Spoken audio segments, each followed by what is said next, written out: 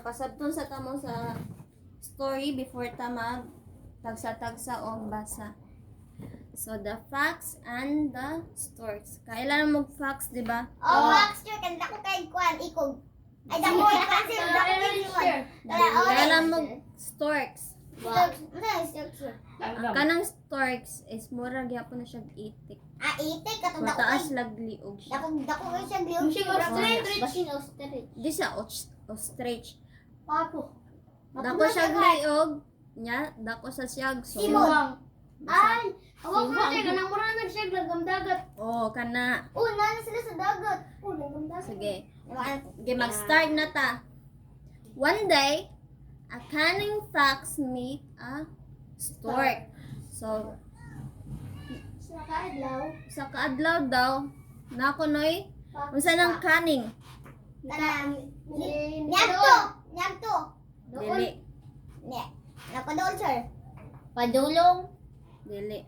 Pasture. Mo kanang kung nasa'y plano, Ah, nani nasa'y plano na kanang Yang antoon. iya dapat masukses ba? Pag-meet. Ah. So, ang cunning fox ko no, na-meet daw niya ang storks. So, pretending to be his friend, the fox invited him for dinner. So, ang fox ko no, Nagpalilay, amiga. nagpalaylay siya amiga sa storks. So, ang fox kay yang Giilad. dili yang gi-invite Invite. yang gi-invite ang storks para manihapon sila. So, the fox served soup in 2 shallow dishes. So, ang fox kuno kay nag-serve siya. Unsam nang serve? Sir, kanang naghatag.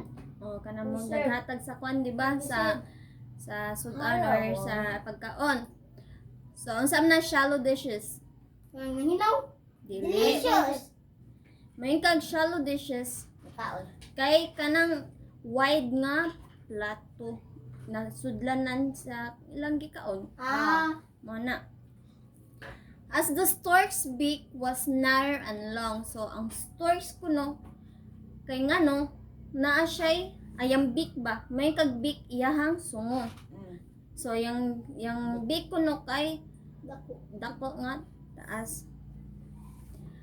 So he could not drink the soup. So ang stork's kuno dili siya ka Inom. Dako na siya sa soup. Dako man siya mo, di ba? He sat hungry while the fox gobbled up the soup. So, naglingkod daw ang storks nga gutom. While ang fox kay nga no, unsam nang gobbled? Nagkaon. Dili. Na pan. Naglingkod, naginom. Yang gikaon ang pagkaon niya nga paspas. Manay gobbled. Gamit na iyang konsusong gana. Kay gamay ra man siya sungo. So ang fox kuno kay iyang gikaon yang pagkaon nga paspas. So disappointed, the stork left and thought of teaching the fox a lesson. So ang stork kuno na disappoint siya sa gibuhat sa fox. So ang stork kay ngano nilakaw siya or kasi kana dili wala pa ni kana Nilakaw. basta nilakaw ang storks dayon nakahuna-huna siya nga yang dang tudloan og leksyon ang fox. So one day the storks invite the fox. So usa kadlaw daw ang storks yang gi-invite ang fox. So this time he served dinner in tall jars with narrow neck. So, kana ko na time is ang stork yang giservan ang fox og dinner. Pero gisud na niya sa Narrow.